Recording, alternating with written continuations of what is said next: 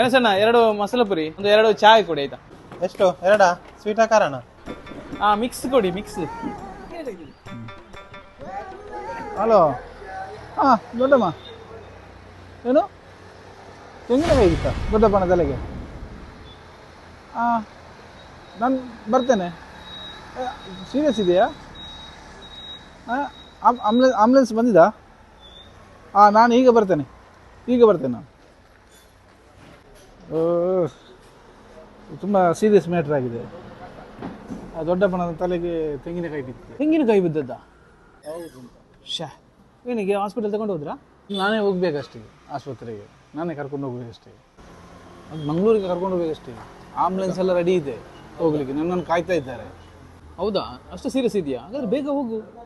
ದುಡ್ಡು ಏನಾದರೂ ಬೇಕಾ? ಬೇಡ, ದುಡ್ಡು ಎಲ್ಲ ದೊಡ್ಡಮ್ಮ ಕೊಡ್ತಾರೆ.